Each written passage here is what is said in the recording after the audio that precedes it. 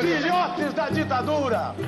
Nation Coast to Coast has brought you The War of the World by H.G. Wells. Vocês vão ter que me engolir! I have a dream. Acaba de suicidar-se em seus aposentos do Palácio do Catete o presidente Getúlio Vargas. E saio da vida para entrar na história. Este é o Fronteiras no Tempo, um podcast de história.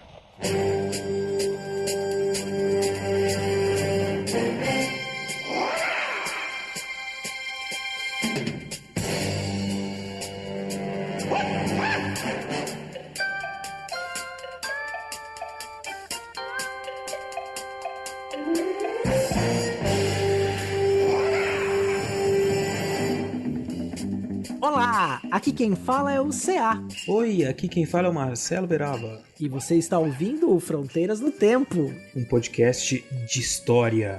Como é que você está, meu amigo? Tudo bem, CA, e você? Eu estou bem, estou feliz aí por conseguirmos retomar a periodicidade regular do Fronteiras no Tempo, né? E chegamos no episódio 60. 60, né? Olha aí. São 60 episódios, uma marca, né? A gente fez 7 anos e 60 episódios, tá faltando episódio aí, né? É, mas a gente pode contar uma historicidade. A gente já tá, tem mais de 40. É, a gente já passou de 100 episódios, somando historicidade. Então, né? É, mas 60 fronteiras, sendo que é um por mês, né? É, cara. Tá. Um por mês. Mais ou menos. E aí, nós hoje no episódio 60 vamos falar sobre o que, CA? Nós vamos desbravar a história da Ásia. Muito bem, isso. Hoje então nós vamos falar sobre esse grande continente, um pouco da sua história, um pouco de como nós do Ocidente olhamos para esse espaço geográfico, para esse grande caldeirão cultural que é a Ásia, né, com todos os seus povos, países. E o que a gente traz para vocês hoje aqui é uma série de reflexões, né, sobre os sentidos da história da Ásia. Mas a gente não tá sozinho, né, Cia? A gente trouxe um especialista de primeira. Nós trouxemos o historiador Alex Degan, que é professor da Universidade Federal de Santa Catarina. Já participou de um Historicidade, né? Vai ter o link aí no post para quem não ouviu, vale a pena retomar. E ele vem falar sobre o tema, sobre a temática da Ásia no Brasil. E, Beraba, esse texto faz parte de um livro. Quer dizer, a gente chamou ele para falar aqui porque ele publicou um capítulo em um livro que trata desse tema. E que livro é esse, Beraba? Quem ouviu o nosso episódio passado já sabe, né? A gente entrevistou o professor Marcos Napolitano no episódio passado e agora o professor Alex Degan. E os dois publicaram textos no livro Novos Combates pela História, que saiu pela editora Contexto. Exatamente. E olha que interessante, Beraba. A parceria com a editora Contexto, no episódio passado, rendeu o sorteio de um livro, do livro Novos Combates pela História, que foi recebido pela Karina Pérez, né, que é nossa ouvinte, que participou lá nas redes sociais divulgando, e ela vai receber o livro Novos Combates pela História em casa. Inclusive, nas nossas redes sociais, no nosso canal do YouTube, no Instagram e no Facebook, tem um videozinho da gente fazendo o sorteio. Pra quem não viu ainda, vai lá conferir pra você nos ver também, se você só nos ouve, tiver essa curiosidade de ver os nossos rostos mal diagramados. Bem mal diagramado esse dia. Sexta-feira. Especialmente naquele dia. Tava terrível. Mas tudo bem, eu acho que faz parte. E eu aproveito para agradecer a todo mundo que compartilhou, que participou aí dessa promoção. E reforço aí para todos vocês que estão nos ouvindo, que compartilhem nossos episódios nas redes sociais e nos ajudem a chegar a mais pessoas. Com certeza. E eu tava falando, eu abri um parênteses e não fechei. A parceria com a Contexto deu muito certo. E agora, a editora Contexto está promovendo um curso, na verdade o Instituto Contexto, que é ligado à editora Contexto, está promovendo um curso chamado Novos Combates pela História, que vai ser um curso que vai contar com aulas do professor Alex Degan, que vai conversar com a gente hoje, o professor Dr. Carlos Fico, o professor Marcos Napolitano, que participou do episódio anterior conosco, e o professor Pedro Paulo Funari. Você perceba aí que é um grupo de historiadores de muito peso e muito renome que vão trabalhar nesse curso com duração de 8 horas e meia, em aulas ao vivo, videoaulas e materiais textuais também. Um curso muito interessante que vai ter, por exemplo, entre seus tópicos, né, um tópico intitulado Defesa do Ensino de História nas Escolas, o papel do historiador no século XXI, que é um outro tópico, negacionismo e fake news na história, anacronismo e apropriações. E, C.A., quem que pode fazer esse curso? Para quem que ele é? Ele é para todo mundo. Ele tem um público-alvo inicial, né, de professores de história, pesquisadores, jornalistas. E se você gosta de história, é nosso ouvinte, quer compreender um pouco mais essa questão, você também é público. Então, esse target aí. Muito bem, então agradecemos aí de novo a parceria com a Editora Contexto e com o Instituto Contexto. O link para quem quiser fazer o curso tá ali no post desse episódio, e também um código, né, para vocês conseguirem um super desconto para vocês fazerem a matrícula e participarem desse curso. O código promocional para ter desconto no curso Novos Combates pela História do Instituto Contexto é Fronteira 21. E é legal informar também que toda pessoa que tiver inscrita no curso tem direito a 50% de desconto em todo o catálogo da Editora Contexto. O curso tem início no dia 18 de outubro e termina no dia 30 de novembro de 2021. Lembrando que no meio do curso, no dia 10 de novembro, terá uma live conectando saberes com o professor Marcos Napolitano, né, que os alunos podem ir colocando dúvidas na plataforma digital, dialogando com os conteúdos, e nesse dia, nessa live, essas dúvidas serão respondidas. Então é isso, Beraba. É isso aí. Bom, então, recadinhos dados, vamos pro episódio aí, né, C.A.? Bora! Bora!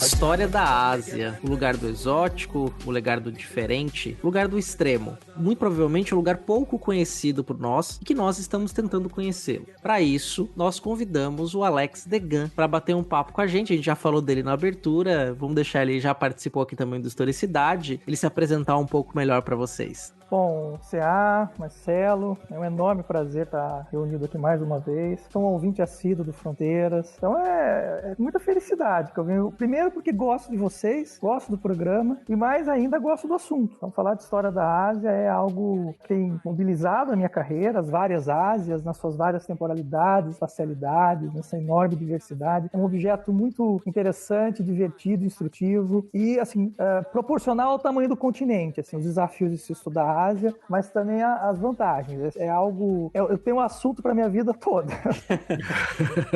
Proporcional ao tamanho, gostei disso, cara. Primeiro, Alex, prazer, cara, estar aqui com você. Nós também somos seus fãs, cara. Estamos aqui no fã-clube do Alex Degan. O Alex, que hoje em dia está aí como professor e coordenador do curso de História aí da Universidade Federal de Santa Catarina, né? Tô aqui ansioso para aprender mais com você, porque se tem uma coisa que os nossos papos trazem para mim é aprendizado, cara. Legal. É recíproca, a recíproca é verdadeira. Também gostamos muito de você, cara. E eu queria começar puxando um gancho aqui, o que o C.A. disse que eu acho interessante, cara, essa coisa do exótico, né, do desconhecido, a Ásia, né, como está na nossa mente, e do ouvinte também, né, e ao mesmo tempo, como a Ásia, especialmente a China, né, como representante dessa Extremo Oriente, está muito presente no nosso dia a dia, né, cara, então o ouvinte, não importa o ano que você está ouvindo isso, né, a gente está gravando em 2021, mas já tem muito tempo que a Ásia e os países asiáticos, especialmente a China, estão presentes em diversos momentos do nosso cotidiano, seja em questões econômicas, também uma aproximação cultural e física com a imigração chinesa, presente aqui no Brasil, de imigração japonesa, né? Então nós temos uma ligação estreita com a história da Ásia e ao mesmo tempo que nós temos um certo distanciamento com relação a essa história, né, Alex? Queria que você falasse um pouquinho pra gente dessa aparente contradição, dessa situação aí que a gente vive com relação alguém que tá tão próximo e tão distante ao mesmo tempo. Eu acho que essa é uma das grandes vantagens de trabalhar com esse objeto, porque a gente tem uma estranha intimidade com a Ásia, né? Como vocês muito bem colocaram, pontuaram, é um objeto familiar, que a gente consome não só produtos, artefatos, bens materiais, mas a gente consome cultura, não é? Produzida nesse imenso continente. É bom lembrar que a maior parte dos brasileiros e brasileiras são cristãos, que é uma religião que nasce na Ásia. Na Ásia Ocidental, numa ponta da Ásia, mas nasce na Palestina. Então a presença da cultura asiática no Brasil, ela é muito profunda, ela vai para além dos mangás, do K-pop, que é algo muito contemporâneo, né? Dos animes, mas a gente tem o próprio cristianismo é uma religião que deita lá suas raízes na Ásia. Por outro lado, apesar dessa profunda intimidade que a gente tem, que a gente guarda com o continente, nós temos uma enorme desconfiança e desconhecimento, em alguns casos até mesmo ignorância. Falar de Ásia Central ou do Sudeste Asiático no Brasil é muito difícil, a gente não tem nem bibliografia disponível em língua portuguesa para estudar essas porções da Ásia. Então acho que a primeira coisa que eu sempre faço, trabalho com os meus alunos, né, quando eu vou discutir história da Ásia, na verdade são duas coisas, Marcelo e C.A. Primeiro é pensar um pouco sobre a ideia de Ásia. Eu sempre trabalho com Ásias, na sua imensa diversidade espacial e temporal, então isso é uma coisa importante. E a segunda questão é discutir a historicidade da construção desse continente, ou dessa ideia, não é? Certo. Então, o que vale dizer que pensar em Ásia no século V a.C., lá os gregos, como é que essa palavra está em Heródoto, não é a mesma coisa do que como ela vai aparecer no século XVI, na obra do Tomé Pires, que é um boticário, é um embaixador e boticário português, ou hoje no século XXI, quando a gente está falando de Afeganistão, enfim. Então, esses desafios, essa coisa... É muito legal trabalhar a história por conta disso, né? Essa ambiguidade, essa transformação, e pensar essa Ásia polissêmica, multissecular, ela é desafiadora por isso também. A gente tem que ficar atento nessas variações temporais, espaciais, e na forma como nós aqui no Brasil, como a Europa Ocidental, como os Estados Unidos, enfim, como a África, vão se relacionando com esse imenso continente, né? E assim, depende muito do contato que o ouvinte tem com estudo de história, assim, né? Mas na história escolar, né, a gente tem alguns poucos contatos com a história asiática, especialmente quando se trata de alguns temas na antiguidade, né? Tem alguma coisa, depois volta algumas questões ali no século XVI, XVII, vai sumindo, né? E aí vai desaparecendo até chegar no século XXI, talvez no XIX, e aí já é uma história também que não é muito agradável, assim, é uma história de uma derrota, né, de uma dominação política europeia sobre a Ásia, e em contraste de novo, né, com o século XXI, século XX especialmente também, que tem momentos, muitas transformações na Ásia que acabam, assim, tornando essa visão mais deturpada, né? A China comunista e aquela coisa exótica, né, que não aparece. Então, acho que quando você fala dessas muitas Ásias, né, uma coisa que me surpreende muito também, tendo contato com essa pouca, né, história que a gente tem produzido em português sobre isso, é exatamente essa questão que eu queria chamar a atenção pro ouvinte, né? Que Ásia é essa que nós estamos falando, né? Se é um continente tão grande, e é uma coisa que eu também falo muito meus alunos quando eu tô dando aula de história da América, né? A coisa assim de que essa coisa não é determinada por nenhuma entidade superior, assim. Essa é a Ásia, essa é a América. Né? Tudo isso passou por um processo muito longo nos últimos séculos, de consolidação dessa imagem do mundo, né? Dos continentes, do que significa ser asiático, o que significa ser americano, inclusive do que significa ser europeu, né? Também. Tá tudo acontecendo ao mesmo tempo, né, cara? É uma história muito rica mesmo. E muito diversa, né? Se a gente para pra pensar, por exemplo, né? A gente pega aí, lembrando de uma bibliografia traduzida em português, que é a história dos povos árabes, né? Se a gente pensar em povo árabe, quer dizer, o povo árabe é uma etnia muito específica. O que a gente chama ali desse Oriente, tem tantas etnias e tantas histórias. Tem persas, tem árabes, tem berberes, tem turcos, né? Então, é tão diverso, né? Talvez pela unificação do Império Otomano, né? Que chegou ali no século XX, até a Primeira Guerra, talvez a gente tenha uma ideia de um Oriente Médio que não é necessariamente um Oriente Médio unificado, padronizado. É um lugar de muitas diferenças étnicas, políticas, culturais, né? Então, só para ficar num pequeno exemplo aí, né? A gente pode pensar em relação ao que a gente chama de Ásia. Exato. A palavra Ásia é uma palavra... Essa questão, olha, eu acho que o ponto central aí é como vocês muito bem ressaltaram, a cartografia ela tem uma história. Isso. Então, assim, o continente asiático, os continentes, eles não são criações naturais, sei lá, como uma árvore que nasce no meio da floresta. São convenções históricas, não é? Que não só cientistas, cartógrafos, mas as sociedades em geral vão constituindo essas ideias. Elas são mutantes também. A palavra Ásia, ela não é asiática. Não existe nas antigas línguas asiáticas, sejam elas do ramo indo-europeu, ou as línguas semitas, ou as línguas malaias, as línguas dravídicas, chinesas, não existe nenhuma das línguas que hoje nós entendemos como asiáticas na antiguidade uma palavra similar. Então, aqueles povos, o que hoje a gente entende como subcontinente indiano, ou da espacialidade da China, se percebiam como plurais, eles não se viam como asiáticos, não é? Essa palavra Ásia, ela nasce do esforço grego, ela aparece no século VI, talvez um pouco antes, século VII, antes de Cristo, na percepção que os navegadores gregos tinham do que hoje é o litoral da Turquia. Então, a Ásia estava muito localizada, aquela espacialidade ali da Anatólia, progressivamente ela vai descendo para o Levante, né, para a Palestina. Então ela tinha inicialmente essa percepção de uma outra espacialidade para além do Bósforo. Isso também aparece no vocabulário assírio e depois fenício, né? Então a gente vai ter ali o Achu, que é a terra do sol nascente, e Ereb ou Eribe, que é a terra do sol poente. Então você tem ali só uma demarcação geográfica que vai ter um ponto fixo, no caso a Síria ou a Fenícia. Então o lugar onde o sol nasce, o lugar onde o sol se põe, está certo.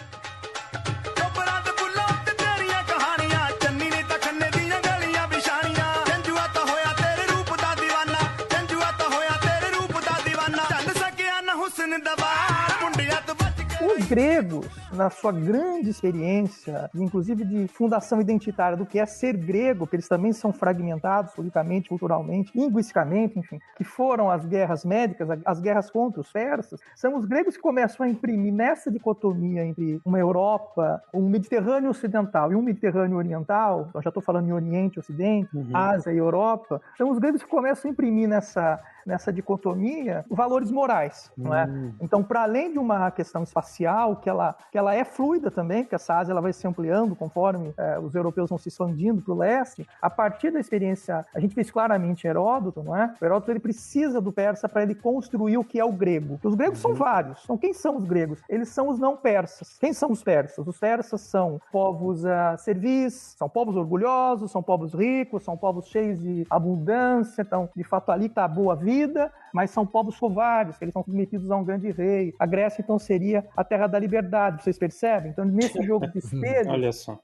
Essa ideia, ela foi sendo retrabalhada, ela não é a mesma, mas ela vai sendo recondicionada, requalificada pelos romanos, pelos cristãos no Ocidente, enfim. Até a gente pensar hoje, no século XXI, como no Brasil, a gente reatualiza todo um debate muito forte, muito em voga na década de 40 do século passado, do século XX, do perigo amarelo. É muito curioso ver como muito do que aparece na discussão da extrema-direita brasileira, da China, de temor, então da falta de higiene, dos costumes bizarros, de uma outra sexualidade, de uma outra espiritualidade. Isso guarda muita proximidade com o que os americanos, os europeus e os brasileiros, na década de 40, falavam dos japoneses. Então a gente tem aí um jogo de contrastes muito importante que foi alimentando essa ideia da Ásia. Então acho que o desafio da história, dos historiadores e das historiadoras, em sala de aula, na pesquisa, é sempre ressaltar esse contexto formativo, não é? Isso é importantíssimo, realmente.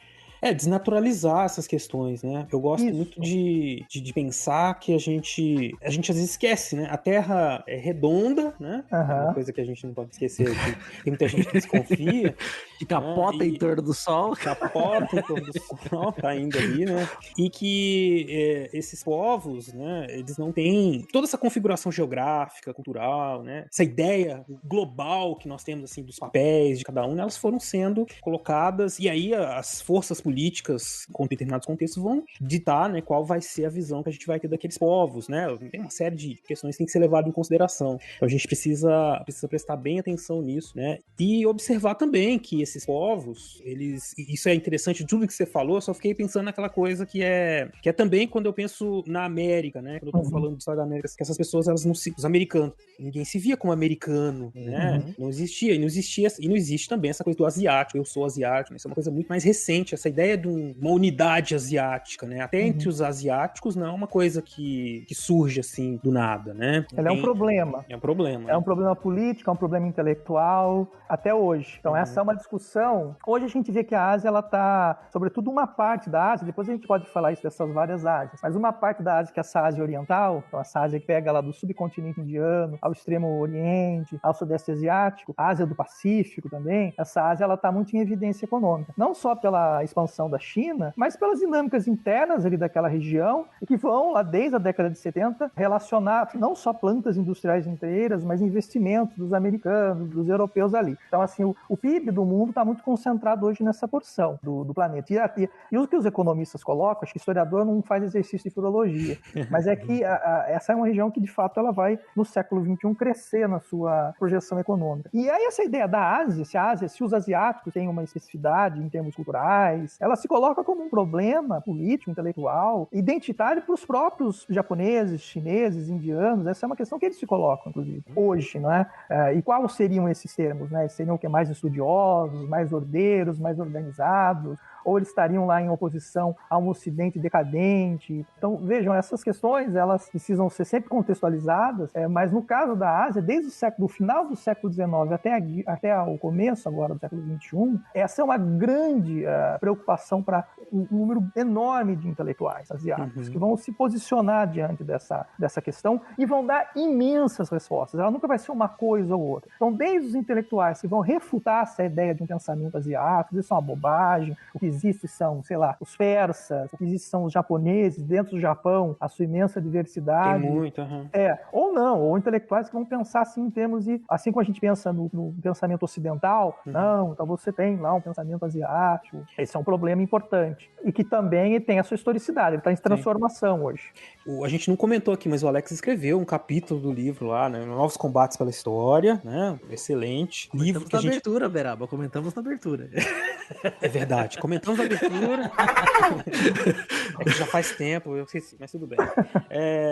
Mas aí, o que eu acho interessante é você dizer, quando você falou isso, eu me lembrei de uma coisa que você escreveu, que era o seguinte, né, a Ásia são muitas, tem muitos povos e tal, e a gente fica tentando encontrar uma unidade. Né? E na Europa, a Europa também, o que é a Europa? Tem vários povos também, né? A gente não fica buscando toda hora essa unidade, pensamento. Existem, evidente, questões próprias ali que definem a Europa, né? Mas, por exemplo, a Índia tem uma variedade cultural muito grande também, né? A gente meio que não consegue observar e se tenta passar uma régua, né? O que é muito complicado do ponto de vista ocidental e, ao mesmo tempo, complicado também porque a gente abre poucos espaços aqui no Ocidente para entender o que eles estão pensando, né? Sempre é uma dificuldade, sempre é exótico, é difícil. Eu entendo, né? Essa familiaridade distante aí é muito interessante, né? Tá próximo e longe desses povos.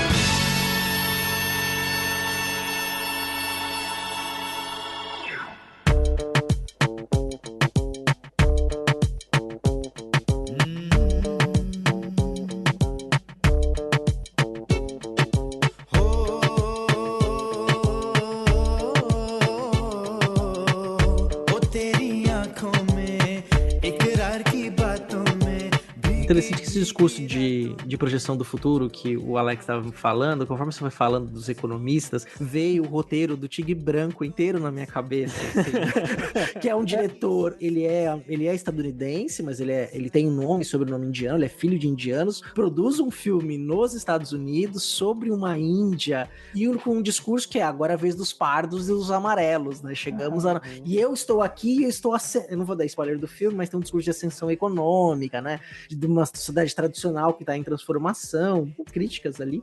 Mas é bem interessante como também se constrói nas artes, né? Não que o filme seja uma representação da realidade, mas tem um discurso representativo na arte que também mostra esse aspecto dessa nova Ásia, dessa Ásia em transformação. Né? É engraçado você falar isso, César. Eu não me lembro o nome do diretor, mas eu nunca tinha pensado... Baharami.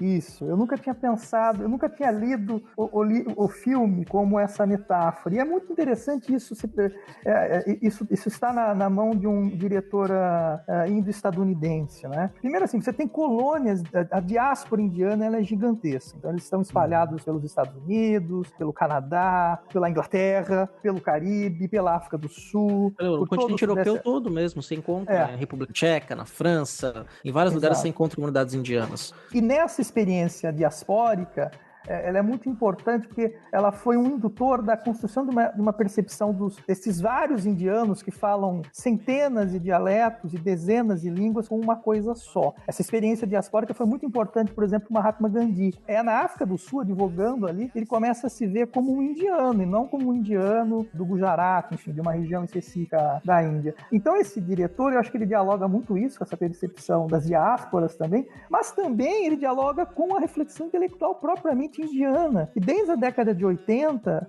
propriamente década de 90, veio desenvolvido os chamados estudos subalternos, não é? Então o Guha, o Subramanian, o Chakrabarti, todos esses historiadores, a Gayatri Spivak, que é filósofa, que vão pensando a possibilidade de construir uma história da Índia, não é? Mas também dos outros, para além dessa perspectiva ocidental ou eurocêntrica, não é? Então é interessante você colocar isso no filme. Eu não tinha lido o filme dessa forma, né? Uma grande metáfora dos estudos subalternos. Agora é a nossa hora, quer dizer, nós temos algo a dizer nós temos algo a falar sobre o novo capitalismo do século XXI, sobre a projeção desse sul global, né? É interessante mesmo. E a Índia é um polo cinematográfico importante. Sim, os maiores produtores de filmes, né? E junto com, se não me engano, Madagascar, né? Tem uma produção imensa cinematográfica também. A Nigéria, perdão. A Nigéria, né? Nigéria, inclusive, se você encontrar nas plataformas de streaming, tem um estilo, assim como tem o indiano, você consegue encontrar só os filmes nigerianos, assim, é um barato, eu recomendo. Exatamente, assim. Bollywood, né? Bollywood tem o Bollywood, e da Nigéria tem um nome também, agora eu esqueci, mas tá lá na Netflix, por exemplo, você encontra só filmes nigerianos, assim, tem de tudo. Exatamente. É um barato, cara, e muita gente diferente falando, então isso é muito bom. Eu penso que o nosso ouvinte tá aqui, né, pensando, né, com a gente nessa questão da Ásia, e a gente tocou em alguns momentos, né, sobre essas duas palavras, Ocidente e Oriente, né, eu acho que vale a pena a gente contar para o nosso ouvinte também, que é outra noção, tá falando muito de geografia, dos mapas e da construção dessas ideias, né, e a gente tá nessa dicotomia, né, Ocidente e Oriente, tá muito presente na maneira como a gente fala do mundo de maneira geral, né, e é outra coisa que tem história também, né, Vegan? Exatamente. Eu penso que primeiro que é um par conceitual, não dá para pensar um sem o outro, não é? Isso é muito empobrecedor. Então, quando a gente vai se concentrar só, porque o Oriente é isso. Então, a primeira questão a ser colocada é isso. A gente tem um par conceitual que tem que ser trabalhado em conjunto. Eu trabalho sempre essas questões do Oriente e o Ocidente, não só na sua especificidade histórica. Então, isso é uma criação do Ocidente. Então, conforme alguns povos, alguns europeus do Norte ou da Itália do Norte começam a construir uma percepção do quem eles são. Então, nós estamos pensando aí século XIV, século XV, XVI, à frente. Então, essa construção do que sou necessita também do que eu não sou. Então, a ideia de Ocidente, ela acaba reclamando uma ideia desse outro, esse grande outro que é o não europeu, que é o não ocidental. Então, além dessa especificidade histórica, eu acho que ela se relaciona com uma especificidade moral, mais do que geográfica. Isso é muito importante. Porque, assim, onde é que está o Ocidente? Nós somos parte do Ocidente? Eu sempre brinco isso com os meus alunos. Boa pergunta. Né? O Renato Giannini Ribeiro conceitua a América Latina como sociedades do Ocidente dissidente. Eu prefiro trabalhar com o extremo Ocidente. Acho que a gente dialoga com algumas coisas que o Ocidente vai historicamente construindo como específicas. O Estado democrático, que não são criações só ocidentais, mas enfim, eles vão construindo como suas, não é? Uma ideia genérica de cristandade, a propriedade privada regulada por esse Estado democrático, enfim. A gente dialoga com isso, mas a gente também tem uma série de especificidades, não é? A mesma coisa a gente vai observar nesse Oriente. Então, esse Oriente ele vai ser moralmente qualificado. Quem que é o Oriente para o Marx?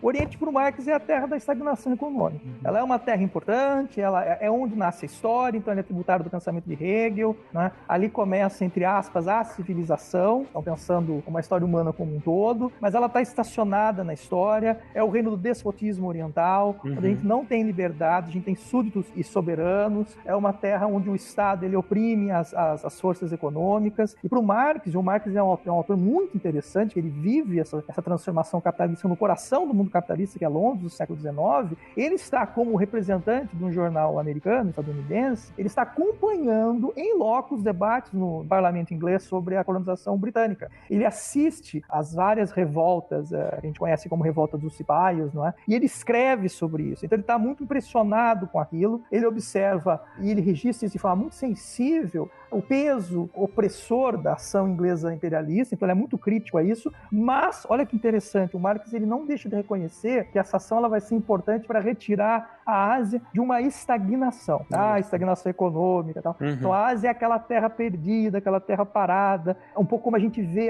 o Império Chinês como algo assim milenar, mas onde nada acontece, é um reino da burocracia. Isso é um monte de bobagem, tá? Que não tem fundamento histórico. Isso serve e serviu e serve até hoje muito para o Ocidente se pensar. Então o Ocidente como a terra do que não é aquilo, a gente nega aquilo. É só a gente ver como a Ásia aparece no discurso da extrema-direita brasileira. A Ásia não, a China, né? Sim, sim. Apesar da China ser o nosso principal parceiro comercial, os países, em termos de relação internacional, em relações internacionais, os países têm interesses, eles não têm inimigo. É só ver isso na história dos Estados Unidos ou da Inglaterra, para não ficar uma coisa de papo comunista. Mas têm interesses, eles têm interesses. Então é do interesse do Brasil ter uma boa relação com a China, ter uma boa relação com a Argentina, ter uma boa relação com os Estados Unidos, com a Alemanha. Sim, lógico. Não é? E isso está na cabeça do agronegócio brasileiro. Eles sabem disso. Lógico. Não é? Mas no linguajar, no simbolismo, inclusive até na própria iconografia da extrema-direita brasileira, a China ela é apresentada como exatamente toda a concretude do que eles temem. Então, uma terra imoral, uma terra sem religião, o espaço da falta de liberdade, não é? Se isso ocorre ou não, a gente pode discutir, mas é interessante perceber como o Ocidente e o Oriente são dois conceitos plásticos, eles se movem na história, eles não são uma coisa só, eles não estão localizados num ponto geográfico fixo, e como eles vão mudando. Então, a gente pensar o Oriente Médio pega parte da África do Norte, por exemplo, não é? O que dá unidade ao Oriente Médio? É uma questão geográfica? Não, é uma questão geopolítica. Cultural. É o mundo, como o Cia falou, é o mundo herdeiro lá do Império Turco-Otomano. É o Magreb, né? O Magreb é o norte, é o Magreb, que inclui o norte da África. Exatamente. Né? É o mundo do Islã. Não é? Então essa seria uma ideia para se pensar o que seria o Oriente Médio. Então ele muda, ele transita, não é? É importante a gente perceber isso. E isso é muito legal trabalhar em sala de aula. Esse é um instrumento nosso. A gente pode ensinar os nossos alunos e alunas a desconfiar do que nos é dito e a contextualizar as coisas. Usar os instrumentos da história, observar a documentação, se ela é crível ou não, né? E percebendo como o passado ele é muitas vezes apropriado, com fins não muito nobres, para produzir identidades, por exemplo, não razoáveis, calcadas em racismo, chauvinismo, uma série de preconceitos no presente. Né? Então a ideia, para mim, de Oriente ou Ocidente, ela se presta muito a isso. Ela é muito plástica, ela é meio que uma armadilha, né? Mas ela tá aí, ela é uma coisa concreta, a gente lida com ela. Lógico.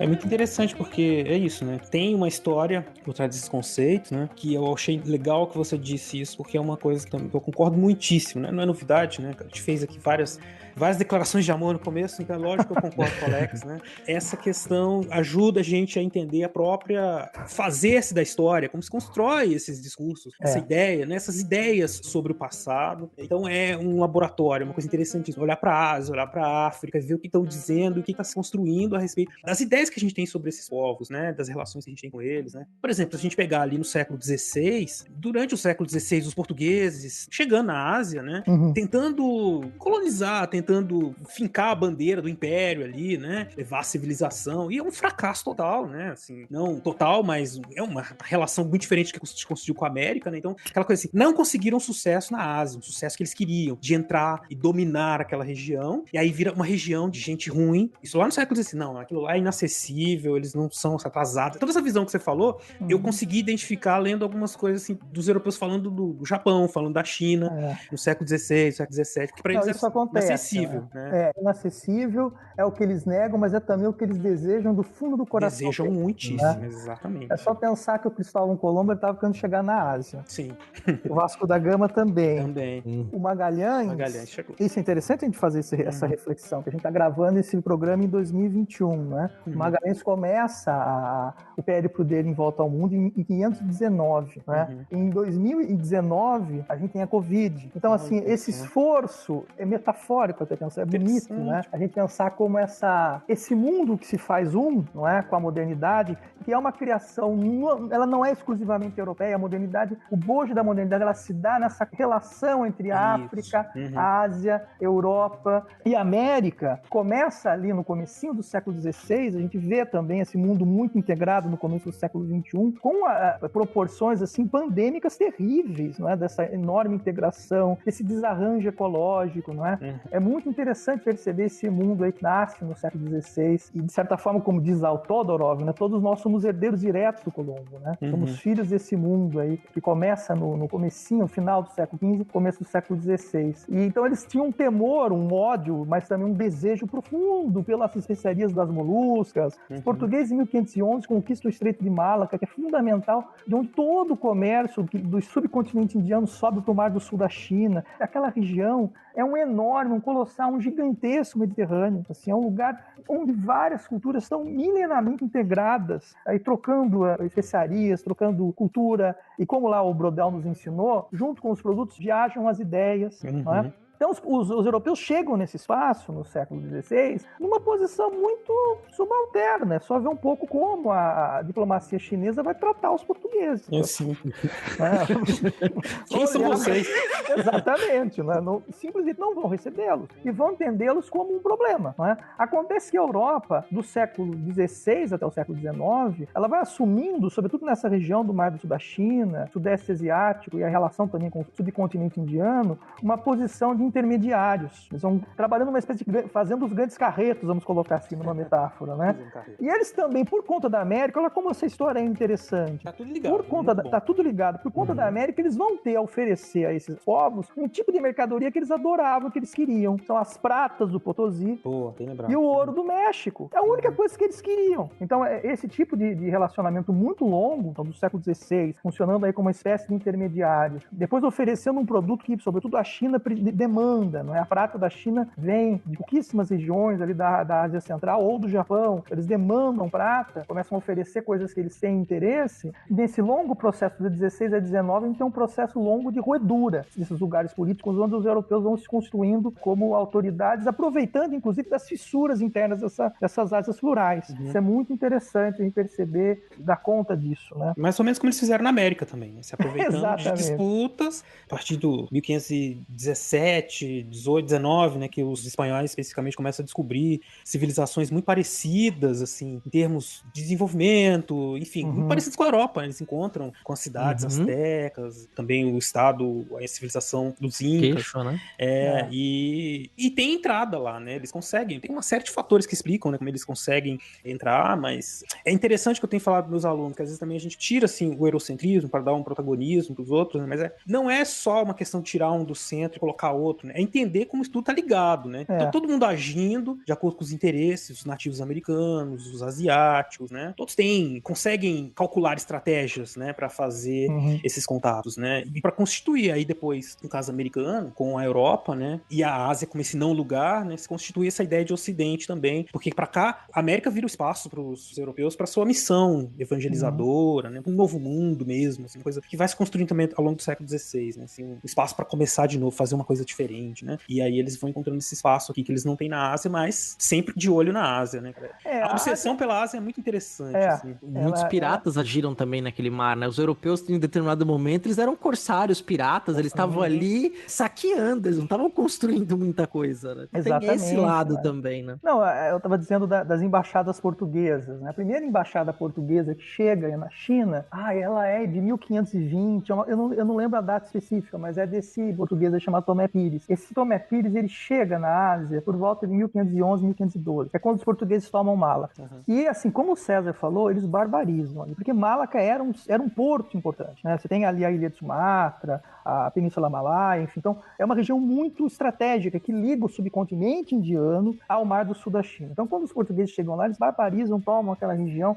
É uma região frequentada por comerciantes chineses e é dali que partem as embaixadas portuguesas para a China. O Tomé Pires, a gente conhece a obra dele porque ele escreveu um livro muito legal chamado Suma Oriental. E nesse livro Suma Oriental, é a primeira vez que a gente tem, por exemplo, que eu saiba, né, numa documentação ibérica, a anotação de que os orientais, os chineses comem de pauzinho, né, comem com hashi, né? E uma série de coisas. Ele começa a reunir muitas informações sobre a Índia e, sobretudo, sobre a China, porque eles querem ir para a China. E tem uma série de ilusões, achando que com meia dúzia de navios eles vão tomar a China e tal. Conforme essa embaixada vai chegando, entra no território chinês, lá no Cantão, Guangzhou, e eles vão subindo para o norte para se encontrar com a corte, isso que o César falou das estripulias europeias, não é? Funcionando ali como esses arruaceiros mesmo, né? Isso chega aos ouvidos das autoridades chinesas e essa embaixada não é recebida. Então, essa relação, ela é sempre muito, do ponto de vista da Europa, muito desejada. A Ásia, ela vai ser sempre um grande espelho, mais do que a África e a América. Então, não é só um não lugar, é a não Europa. Mas é uma espacialidade que ela tem uma nobreza reconhecida pelos próprios intelectuais europeus. Então, se você for pegar lá o próprio Hegel, não é? Grande pai dessa perspectiva da marcha, do grande filho e tal, ele enxerga que a civilização, entendida no singular, a marcha do espírito humano começa na Ásia. É ali que a coisa começa. É ali que estão as grandes cidades, é ali que está a grande cultura. Mas ela vai decaindo. É um povo que vai perdendo a sua fibra, não é? Quase numa metáfora de uma corrida de revezamento de bastão. E agora a história ela tem o seu apoio na Europa. Isso é muito claro nos monumentos, na iconografia europeia do século XIX. Quem viaja por Berlim ou por Londres é bombardeado com pinturas, com uma estatuária que apresenta essa dicotomia, né, entre a Europa industrial, a Europa rica, a Europa da ciência, e uma Ásia que ela é percebida como o reino da superstição, mas ela é igualmente rica e profunda. Então é a Ásia do budismo, é a Ásia do vedismo, é a Ásia da China. Olha, tem um historiador que eu gosto muito, que chama André Gunder Frank, é um historiador da economia que ele já faleceu, história econômica. E ele tem um livro muito impactante, que quando eu li esse livro eu fiquei bem chocado, chama Reoriente. E nesse livro ele vai discutir assim, que até o final do século XVIII, começo do século XIX, a maior parte do PIB do mundo estava na Ásia. Olha só, né? Então a gente está nesse começo do século XXI, por isso que ele fala de Reoriente, né? De certa forma a gente está reorientando o mundo para um eixo que historicamente sempre esteve ali, né? Onde estão as maiores populações do mundo, os grandes bolsões de concentração demográfica, as bacias do Ganges, do Indo, do Yangtze, do Amarelo, do Mekong. Rapaz, é muita coisa, é muita gente.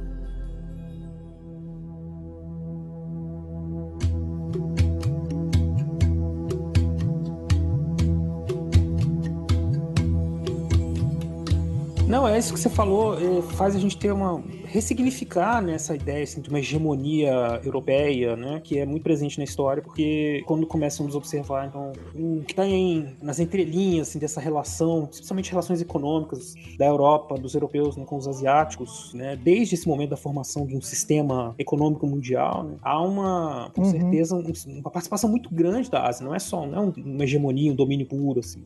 Isso talvez fosse alguma coisa mais lá do século XIX, que às vezes a gente transporta para os séculos anteriores, né, sendo que que, em diversos aspectos, nos países, né, que estão no que a gente passou a chamar depois de Ásia, já existia, então também uma orientação econômica, uma preocupação comercial, né? Assim, não é uma invenção, não é uma invenção europeia. Não, para mim isso é central que você falou, assim, essa retroprojeção. É uma visão muito do 19, que é o 19, de certa forma, que inventa a ciência e história, né?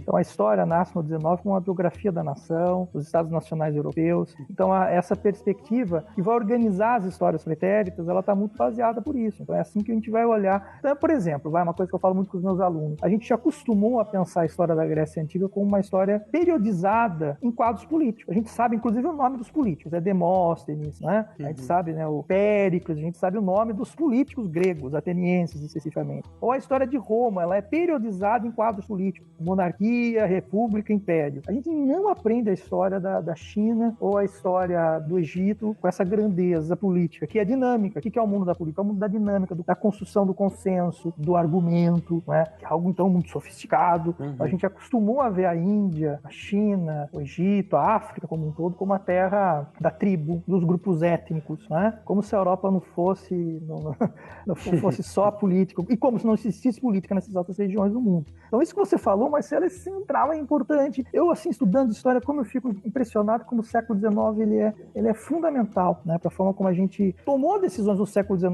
que são importantes até hoje. Sim. Por exemplo, por que a gente não estuda a Ásia na nossa escola? Boa até hoje pergunta. na educação básica? Boa pergunta. Século XIX.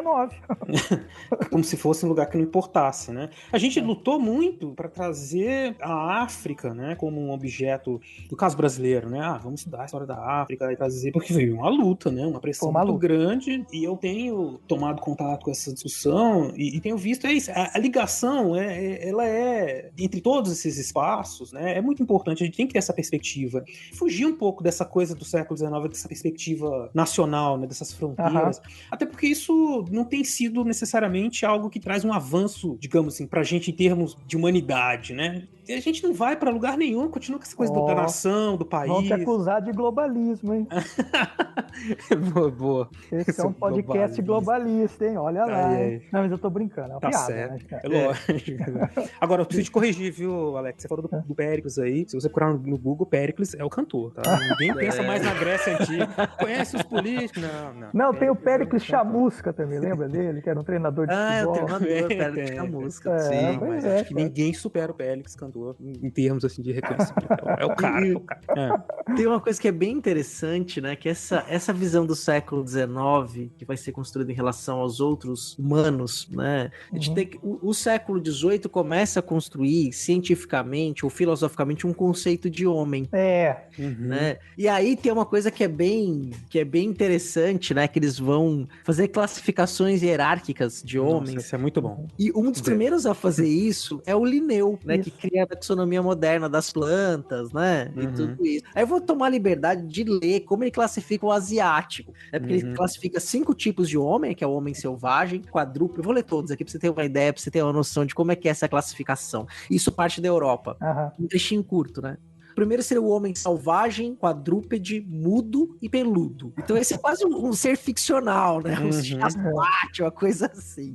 Mas aí vem os homens que existem. Então um americano, cor de cobre, colérico, ereto. Cabelo negro, liso, espesso. Narinas largas, semblante rude, barba rala, obstinado, alegre e livre. Pinta-se com finas linhas vermelhas. Guia-se por costumes. Aí o suprassumo europeu. Claro, sanguíneo, musculoso, cabelo louro, castanho, ondulado, olhos azuis, delicado, perspicaz, inventivo, coberto por vestes justas, governado por leis. Asiático, escuro, melancólico, rígido, cabelos escuros, olhos escuros, severo, orgulhoso, cobiçoso, coberto por vestimentas soltas, governado por opiniões. Olha isso. E aí vem o que estaria mais abaixo de todos, que seriam os africanos, que ele vai dizer o seguinte: africano, negro, fleumático, relaxado, cabelos negros, crespos, pele acetinada, nariz achatado, lábios túmidos, engenhoso, indolente, negligente. Estão percebendo que você tem descrições físicas e de costumes e morais misturadas, né?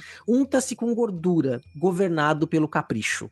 Então, é impressionante como está tá aí, né, César? Eu me lembro bem das falas do Mourão na época da eleição. Né? Sim. Quando ele vai falar da indolência dos índios. É incrível, né? É impressionante. É tristemente incrível, né? Uma visão sobre a humanidade, né? Sobre nós homens, que primeiro que a gente começa a criar nesse período toda essa classificação da natureza e dos homens, né? Nos separando da natureza de maneira geral, né? E criando também explicações. Hoje em dia a gente lê isso, né? O jeito que você leu parece uma coisa tão bizarra, né? E é assustador porque ao mesmo tempo tá muito dentro, né? O ouvinte vai encontrar gente na sua família no almoço de domingo. Se você não falar que isso foi escrito no século XVIII, a pessoa fala, é verdade isso aí, né? Mas me manda isso aí que eu vou mandar no zap pra todo mundo. Eles acham que é verdade, que é isso, né? Então é negócio. E como o Ceará falou, esse modelo, o modelo aí são o Linneu, não é por acaso, né? O Linneu é esse geneticista, ele é escandinavo, né? Sueco, se não me engano. É sueco. Enfim, o modelo. O modelo da Organização das Ciências é o modelo das ciências naturais, onde você consegue dissecar uma planta ou o cadáver de um animal e, por comparação, estabelecer tipologias. Então, existe sim uma cultura humana, por isso que eu falo da história da civilização singular, mas ela está hierarquizada. Esse mesmo modelo de dissecar espécies vai ser empregado para culturas. E não só nas etnias, ou o que se falava no século XIX, nas raças, mas nas religiões. Então, o Max Miller, que é um sancticista alemão que leciona em Oxford, ele vai fazer isso com as religiões, ele vai classificar as religiões, comparar as mitologias, em grande medida estabelecendo um vínculo entre língua e cultura, que é problemático pra caramba, mas é o que o século XIX vai inventar. Ele vai inventar a etnolinguística, onde você confunde uma língua com atributos culturais que são essenciais, ou seja, eles não são históricos, que são a essência, aquilo que não tem mudança. Não é? Então eles vão fazer isso com religiões, vão fazer isso com sistemas políticos, com perspectivas morais, e a gente cai nessas fórmulas muito simplistas que o César muito bem reproduziu aí com essa classificação, com essa tipologia feita pelo Linneu do asiático, do europeu, enfim. Problemático, né? Porque isso tem uma incidência hoje, no começo do século XXI, assustadora. Né? E sobre a questão, você para pensar, por exemplo, a questão dos chineses, né? A pessoa vai ter um comércio, um chinês que tem um comércio, as pessoas sempre acham que ele tá tentando passar a perna em você, porque ele é ambicioso, ele é mau caráter, ele tem uma certa malandragem que vai querer passar você para trás, né? Isso tá presente nas relações do dia a dia, né? De como a gente vê este outro lugar, né? Este outro que é o não lugar, né? Talvez ainda exótico pela falta de conhecimento, né? A gente não conhece muito a história. E os próprios chineses têm registros históricos, né? Tem os seus historiadores, versões, o registro histórico mesmo, discussão sobre o passado extremamente refinado e fazem isso há muito mais tempo que no Ocidente, né? Assim, o papel do passado, para aquilo que eu vou chamar aqui entre milhões de aspas de tradição confucionista ou neoconfucionista, é muito importante, porque o passado ele fornece um paradigma, uma grande referência. Então, assim, dentro das aristocracias pré-estatais chinesas, enfim, dessas primeiras casas monárquicas e imperiais, os historiadores, como uma categoria profissional, vejam vocês, eles são muito importantes. Já desde o século II a.C., I a.C., a gente tem categorias de profissionais que vão se legitimar pelo manejo do passado. É muito comum que uma dinastia faça a história da dinastia anterior. Por quê? Porque ela precisa se legitimar. Por que aquela dinastia caiu? Então, você tem uma série de intelectuais mesmo, de funcionários públicos, de pessoas que se formam e se qualificam como historiadores para manejar não só os arquivos, mas produzir uma perícia sobre o passado. Então, o César tem toda a razão. Nós estamos lidando com uma produção multissecular, que pensa a sua história, que repensa, que diz coisas, que pondera, que reinterpreta e recepciona o passado, muito antiga. A gente deve fazer um paralelo um pouco com a tradição judaica. Então, a gente vê a tradição judaica como algo amplo, que está vivo ainda. Não é? Quando a gente pensa na Índia, na China, a gente tem que tomar muito cuidado. Né? São camadas e temporalidades que dialogam com o nosso presente e que esses povos, essas sociedades, elas têm muito orgulho disso. Não é? Isso é muito importante.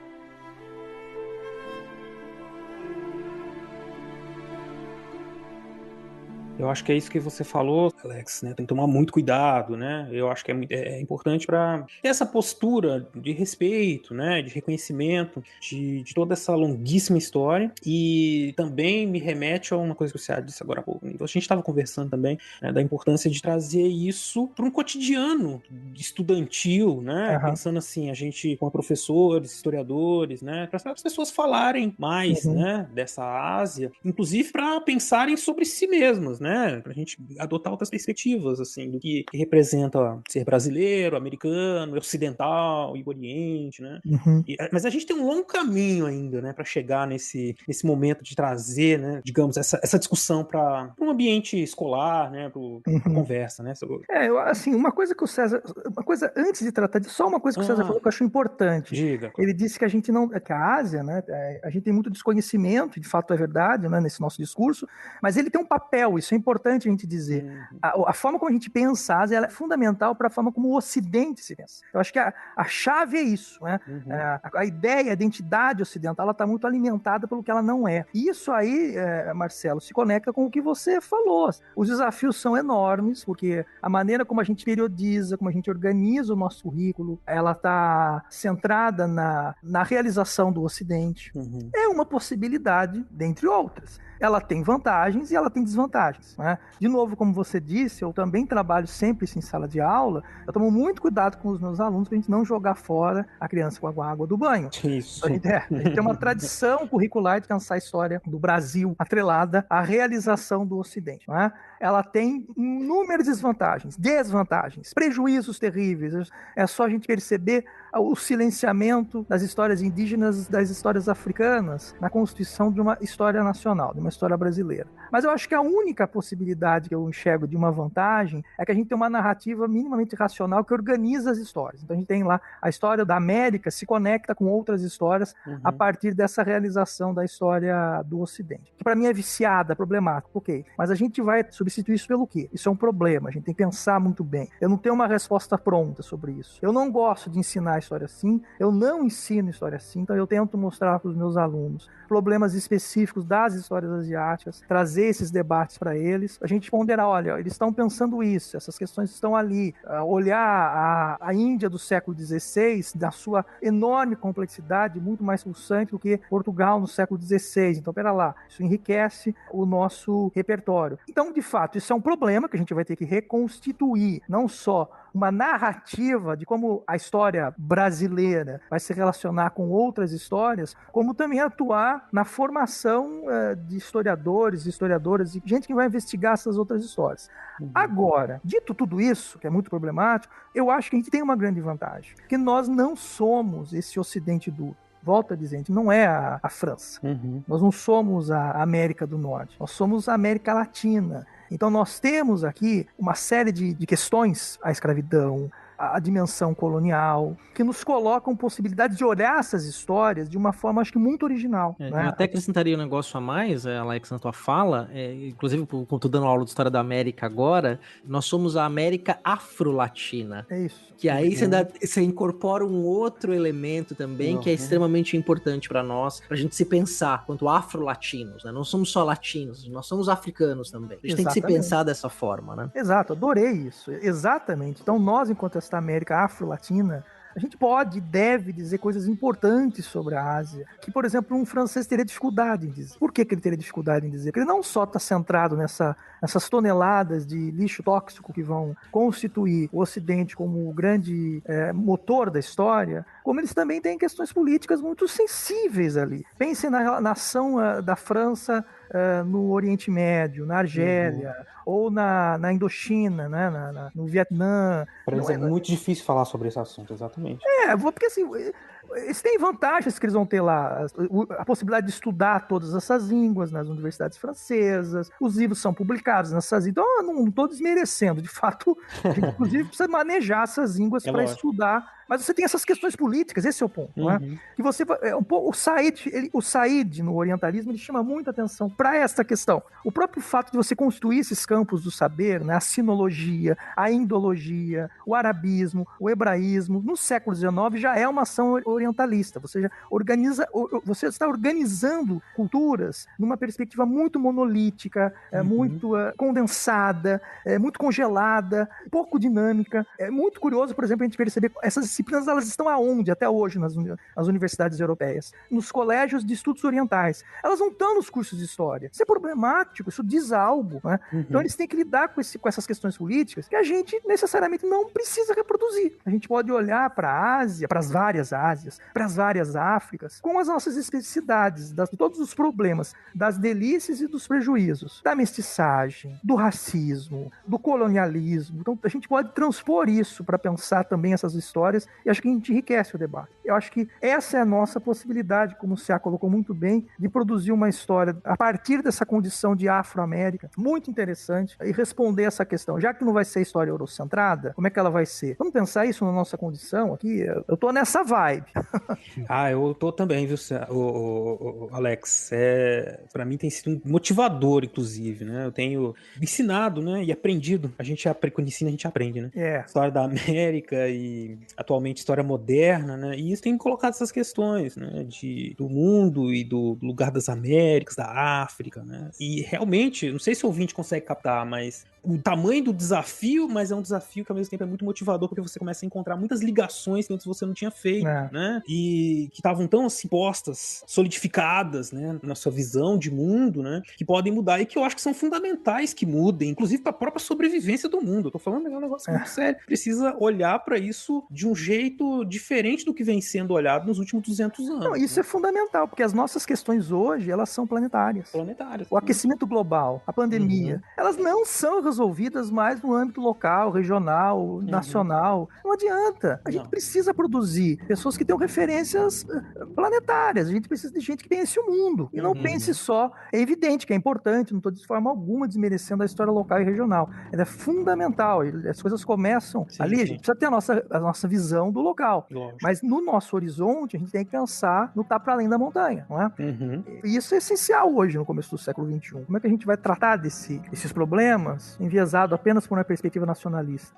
E a gente tem meios para isso, tecnológico. Acho que as coisas vão evoluindo junto. A gente consegue se conectar com o mundo. Claro. Para que eu vou ficar olhando só para um espaço se eu posso investigar arquivos, histórias em muitos lugares do mundo, né? Com dificuldades, mas consigo fazer. É um pouco o que eu tô tentando fazer. Assim, eu disse que é difícil a gente fugir da armadilha eurocentrista, porque a nossa história, a história brasileira, foi organizada nesses termos. E não só a história brasileira, a história universitária também, a forma como a gente organizou o nosso currículo. Antiga, medieval, moderna, contemporânea. A base nacional comum curricular está pensada nesses termos, né? Ela se explica lá, o primeiro procedimento básico da história na base nacional é a realização da história do Ocidente. Eu tenho tentado responder esse desafio observando uma história das integrações humanas, na sua longuíssima duração. Desde lá da expansão do próprio Homo sapiens pelo globo, até as invenções das agriculturas, antes disso o ferro, quer dizer, o neolítico, depois o ferro, antes o bronze. Eu tenho prestado muita atenção nessas redes de integração e de exclusão, elas estão sempre ligadas, não é? Então, mais do que fazer uma história da Europa, eu tenho tentado fazer uma história das integrações humanas. Tem gente fazendo isso muito bem, por exemplo, Harari no Sapiens, sei que é um livro muito polêmico, tem gente que não gosta. Mas é interessantíssimo, de qualquer forma. É um baita livro, gente. Virou um best-seller. Ele está propondo uma forma...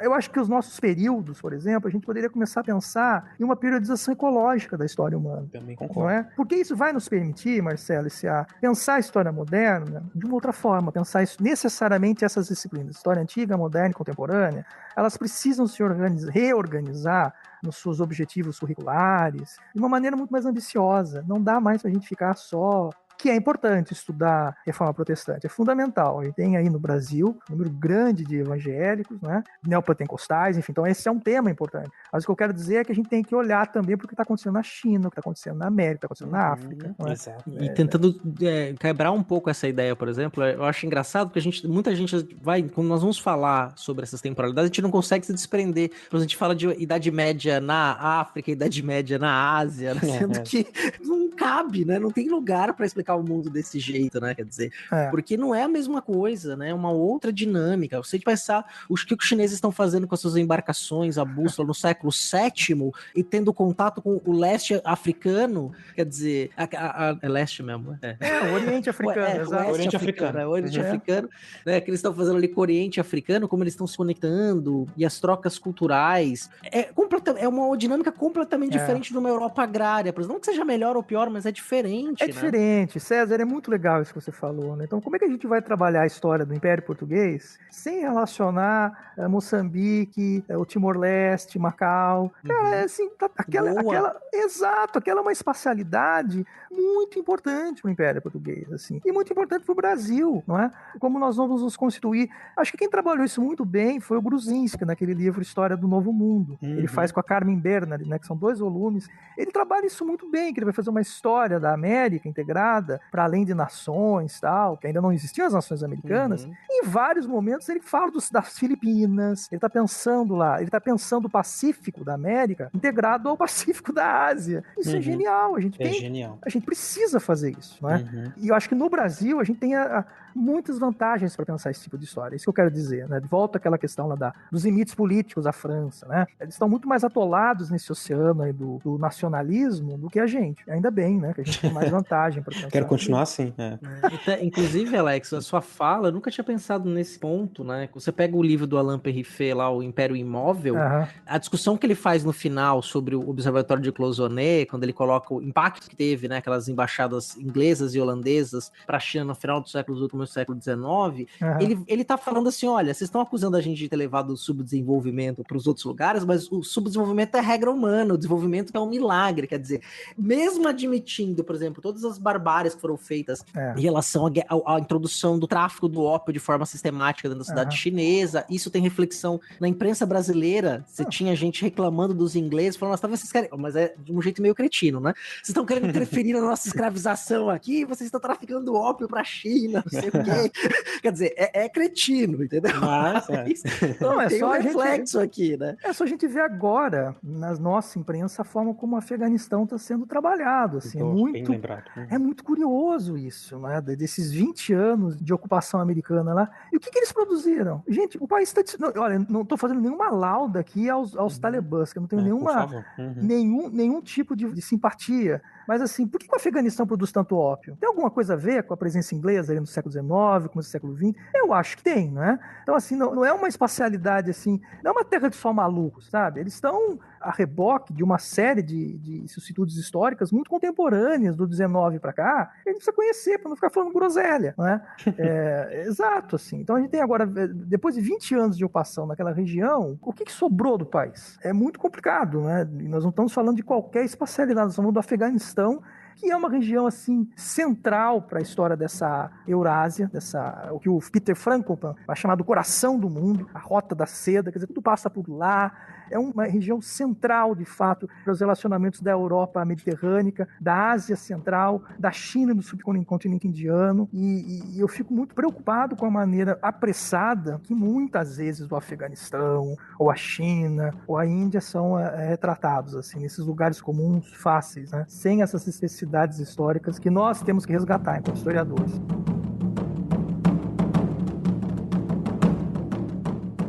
C.A., eu acho que a gente teve aqui um papo muito bom com o Alex, né? Que vai longe esse papo aí, Rende mais uns 4, 5 episódios aqui. Eu ainda... Que assim, de todas as histórias que a gente poderia falar aqui das diversas Ásias, né? Do Japão, da Índia, né, todas elas renderiam, assim, horas de papo, né? A presença dos jesuítas no Japão, a quantidade de material que eles produziram, que é interessantíssimo. É interessantíssimo.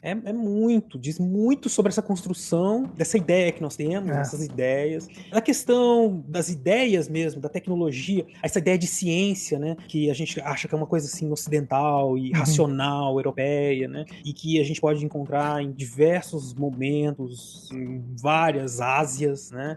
A gente usa algarismos hindus, a gente organiza o tempo à maneira mesopotâmica. Olha aí. Não é? Então, acho que a nossa ciência tem alguma conexão com a Ásia, né?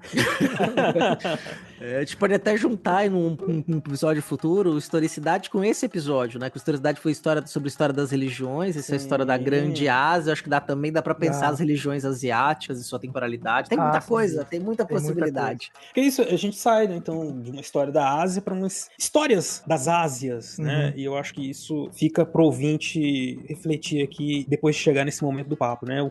Não tanto saber o que aconteceu no Japão, o que aconteceu na China, né? Mas pensar, olha, como é que é o nosso olhar para essa região, né? Como é que ela se constituiu historicamente, qual a relação que nós temos com ela, quais são os desafios que a gente tem que pensar. É tudo made in China, gente. A gente precisa saber o que está acontecendo naquele lado. A gente precisa se aproximar, eles estão aqui, nós estamos lá. E aí, né? O futuro é olhar para esse globo, né? É muito globalista hoje. Você falou mas o mundo inteiro já percebeu isso. A Europa, né? Os Estados Unidos, eles já perceberam que o Pacífico e que a Ásia Central é importante. Eu acho que a gente, né, precisava acordar para a vida e começar a ter... O Brasil é um país relevante. Sim. Por mais que o Bolsonaro nos diga que não. Ele é, exato. Ele é um país importante aqui nessa Afro-América Latina. César, adorei, vou usar isso. Então a gente tem coisa a dizer, sim. A gente precisa se conectar com esse mundo, sim. A gente já tá conectado. Tá. E a história, tem uma história recentíssima aí, que causou um furor, que ainda é uma história pra gente discutir, né? Que é a dos BRICS, né? Que lá nos anos 2010 começou a crescer essa relação. Uma história geopolítica aí que envolve o desafio, né, de grupos hegemônicos contra os BRICS, com impactos diretos no Brasil, né? Que a gente sabe o que aconteceu. Então não vou falar aqui, porque são discussões que vão para outro rumo, né? Mas para você ver a importância de a gente se conectar com essas histórias, né? E quando a gente se conecta, o perigo que, de certa forma, isso representa de um aspecto geopolítico para um mundo que se pensou ocidental, né? Exato, não é? É um desafio mesmo. Muito bem. Eu, Cé, tô satisfeito. Como é que você tá aí? Eu também tô muito satisfeito, assim, cheio de novas questões, empolgado pra ir pensando, ler mais coisas. Vamos ter indicações bibliográficas aí que o Alex vai deixar pra nós, pra você poder conhecer mais, né? Então, pra você também ter uma noção de literatura que você possa caminhar e também conhecer até coisas específicas, né? A gente pode aí dedicar uma vida a esses estudos, né? De culturas tão ricas e tão antigas, né? Que são as culturas das múltiplas Ásias. Pensar aí na própria China, na imagem que a gente tem da China. A China é um país multiétnico, né? Não tem uma etnia, só tem muita coisa, mas eu não vou prolongar se eu tiver aqui mais 2 horas falando. Então, agradecer ao Alex e pedir para que ele faça ali as suas considerações finais sobre esse papo, né? E deixando a porta aberta para você, Alex, para você voltar quando você quiser. É só chamar que eu venho. Bom, César e Marcelo, é um prazer, é uma alegria conversar com vocês. A gente tá conversando há um tempo já. E passou muito rápido, eu agradeço. E deixar ao ouvinte, né, ao azioso, né, compartilhar um pouco com eles esse meu desejo, esse meu interesse, curiosidade, esse amor por estudar essas histórias. É muito interessante, é muito divertido, a gente vai descobrir coisas incríveis sobre nós brasileiros, sobre o mundo, sobre a história da humanidade, sobre a história do capitalismo, enfim. É um outro universo, mas ao mesmo tempo somos nós, é uma história da humanidade que nos ajuda a pensar sempre os nossos próprios problemas, enriquece o nosso repertório, não é? A situação tem mudado bastante em termos do ensino universitário brasileiro. A gente já tem um número crescente de colegas que têm se dedicado às histórias asiáticas, e isso não vai ter jeito. Nesse sentido, eu sou um pouco otimista. A gente vai ter que se voltar a pensar essas histórias. Não tem como a gente fugir disso. Essa é uma questão do nosso século, da nossa época. Eu agradeço o espaço, meus caros amigos. Poxa, Alex, eu que agradeço, cara. Excelente ter você aqui com a gente. De novo, como eu disse no começo, eu sabia que eu ia aprender muita coisa, aprendi sim. Muito legal, cara. E obrigado, Cé, também aí, mais esse episódio. Tamo junto. Seguimos aí, então. Bora pros nossos recadinhos finais e para o Recordar é Viver com William Spengler. Bora lá. Bora.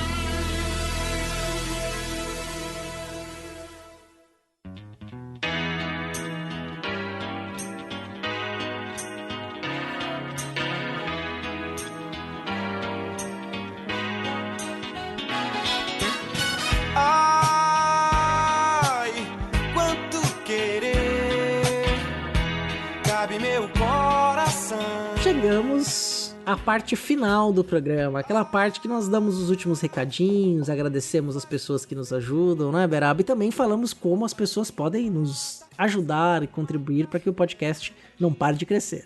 Isso mesmo. Então, depois desse papo aí excelente com o Degan, né, que a gente pôde pensar muitas coisas sobre os significados, né, das histórias da Ásia. Acho que isso é interessante. Das Ásias, né? A gente pode até colocar as histórias das Ásias, né? História das Ásias. Isso é muita coisa, né? Para um episódio só, ficou muita ideia para podcasts, episódios futuros, né?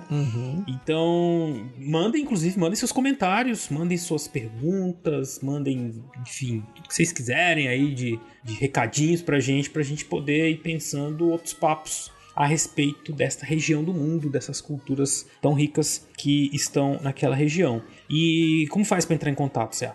Olha, tem algumas maneiras aí que são bem simples, né? A primeira e a mais direta é pelos comentários no portal Deviante, né? Você pode ir lá no post comentar. Mas se você tá no seu celular aí e a maneira mais fácil que for você fazer seja mandar um e-mail, que também é bem simples, você entra no aplicativo do e-mail, manda escrever fronteirasdotempo@gmail.com. Você vai falar também diretamente com a gente lê, te responde o e-mail, né? Inclusive a gente recebeu esses dias um e-mail muito simpático de uma ouvinte nossa, a Michele, que vive no Canadá, mandou um e-mail elogioso, sugeriu alguns temas, né, que a gente tá aí já colocando na lista de temas pra gente tratar, né? Então agradeceu o e-mail muito carinhoso, a gente respondeu o e-mail dela também, né? Então tá aqui o agradecimento, já recebemos e-mails dos nossos padrinhos, de outras pessoas também. O William, o Spengler, por exemplo, começou a entrar em contato com a gente por e-mail, né? Começou a escrever os e-mails, depois pelo WhatsApp, que a gente tinha o WhatsApp do Fronteiras no Tempo, que não tem mais, o celular que era quebrou, e aí eu não comprei outro. Aí ficou por isso mesmo. Mas precisamos retomar o WhatsApp do Fronteiras, é um negócio legal, é um negócio bacana, tinha uma rede de contatos ali. Vamos fazer isso, a gente anuncia. Então, você tem essas duas formas, né? O e-mail e o comentário no post. E você também pode entrar em contato com a gente, seguir a gente nas nossas redes sociais, né? No Instagram vocês podem procurar lá o Fronteiras no Tempo, no Twitter, Front no Tempo, com T mudo. E no Facebook, www.facebook.com/Fronteiras no Tempo. Por lá vocês podem compartilhar nossos episódios, mandar comentários nos episódios, mandar mensagem direta, né? Story, comentar story, enfim.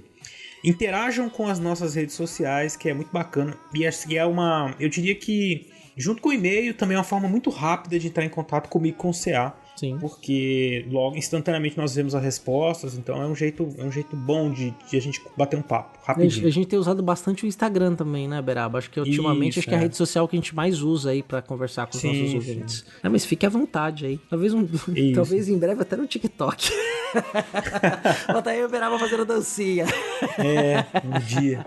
Mas então, aí você, lógico, esse programa ele existe e tem acontecido já 60 edições, mas muito por conta de 7 anos, né, da ajuda dos nossos padrinhos e madrinhas, né, CA? E se você quiser nos ajudar a continuar fazendo o programa crescer, você também pode se tornar um apoiador desse projeto Fronteiras no Tempo. Como é que isso é feito, CA? É muito simples, Beraba. E também existem múltiplas formas de você se tornar nossa madrinha ou nosso padrinho. A primeira delas, e a nossa mais tradicional, é pelo meio do Padrim, que é www.padrim.com.br/Fronteiras no Tempo. Então lá você tem algumas categorias de apoio a partir de R$1 até 50. Então você pode ir lá e apoiar o nosso projeto. Você também pode nos apoiar fazendo uma assinatura no PicPay. Então se você é o usuário desse aplicativo, você pode fazer uma assinatura ali também a partir de R$1 e se tornar nosso padrinho ou madrinha por lá.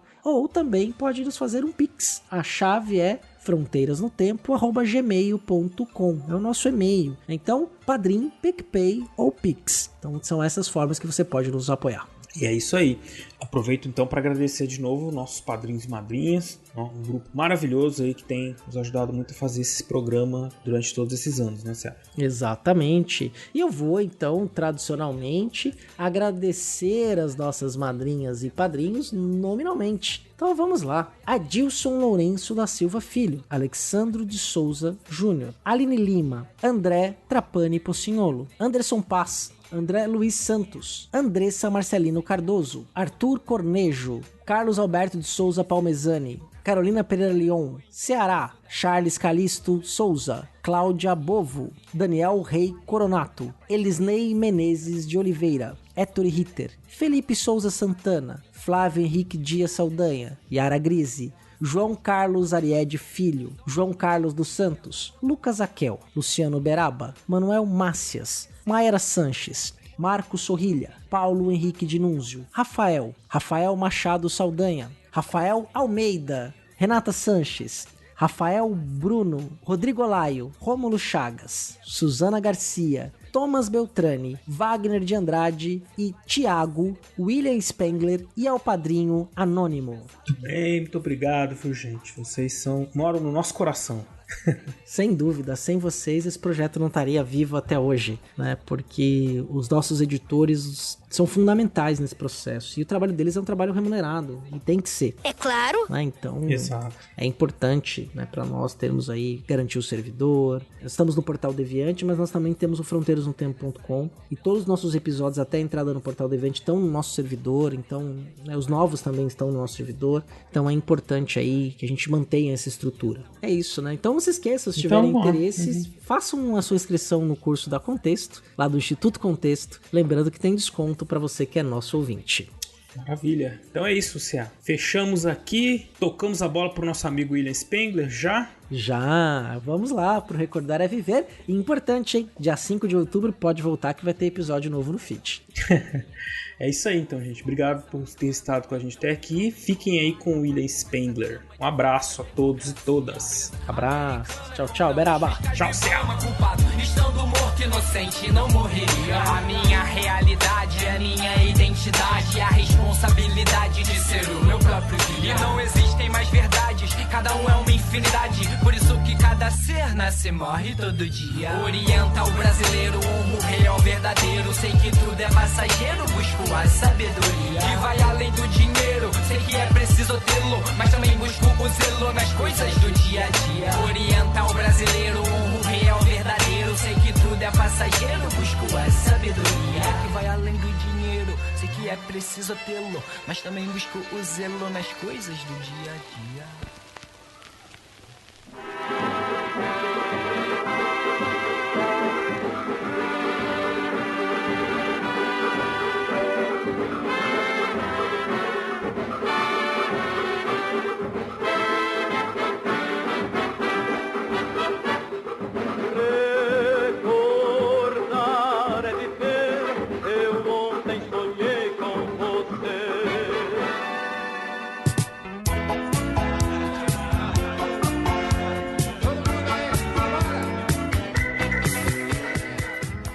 Títulos sensacionalistas, muito utilizados em pseudo-documentários e vídeos de divulgação em redes sociais, mas também em artigos e livros de divulgação. Resultados distorcidos e manipulados extraídos de outras pesquisas. Confusão proposital entre correlação e causalidade. Linguagem especulativa em excesso, sem uma argumentação baseada em evidências ou resultados aferidos. Amostra documental muito pequena para conclusões muito amplas. Generalização de casos particulares e exceções. Pesquisas sem controle dos pares ou de instituições científicas creditadas e reconhecidas. Seletividade nas fontes ou nos resultados, ocultando o que não confirma a hipótese inicial. Impedimento de acesso livre de outros pesquisadores aos materiais utilizados e a criação de obstáculos à reprodutibilidade das análises. Pois bem, o negacionismo histórico pode ser incluído na grande família dos negacionismos científicos, das fake news e do que eu normalmente costumo chamar de fake history, com o agravante de ser utilizado normalmente para ocultar crimes de Estado, diluir suas responsabilidades e lutar contra a chamada justiça reparativa a vítimas e seus herdeiros diretos ou indiretos. Os discursos negacionistas na história se alimentam dos mesmos princípios da chamada má ciência, ou seja, discursos que querem se passar por científicos, mas na verdade são falseadores da crítica, da descoberta, da verdade e da reflexão. Na maioria das vezes ele vem acompanhado de um revisionismo de matriz ideológica. que parte unicamente de demandas ideológicas e valorativas e colige fontes e autores para confirmar uma visão pré-construída acerca de um tema histórico, que quase sempre é polêmico. Esse tipo de revisionismo é refém de objetivos meramente ideológicos, da falta de método e da ética da pesquisa historiográfica. Trata-se daquele revisionismo calcado na manchete sensacionalista sobre um tema histórico, na apropriação descontextualizada de trabalhos historiográficos, no anacronismo, no uso acrítico de fontes primárias, sempre com o intuito de defender uma tese dada a priori sobre o passado incômodo e sensível. Tanto o negacionismo como o revisionismo ideológico não querem revisar e ampliar o conhecimento sobre o passado, mas destruir esse conhecimento pela tática da mentira e da explicação enviesada sobre fatos e processos históricos polêmicos. Não caia na armadilha do direito à liberdade de expressão, que é sim sagrado e inquestionável para qualquer democrata, mas não deve ser confundido com o direito de ser reconhecido e legitimado por negar a pretensa verdade histórica, sobretudo para encobrir crimes contra a humanidade. De algum lugar no tempo para o Fronteiras, eu sou o William Spengler. Você tá no fora!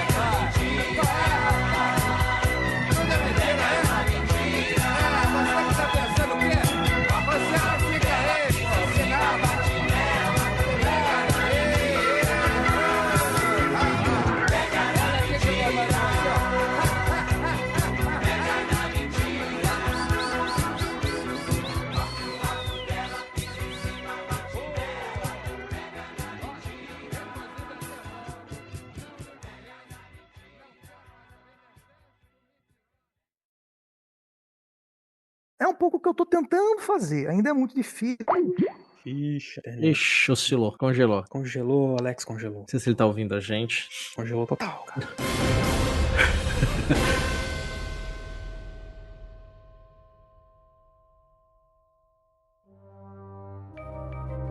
Este programa foi produzido por Mentes Deviantes. deviante.com.br. Esse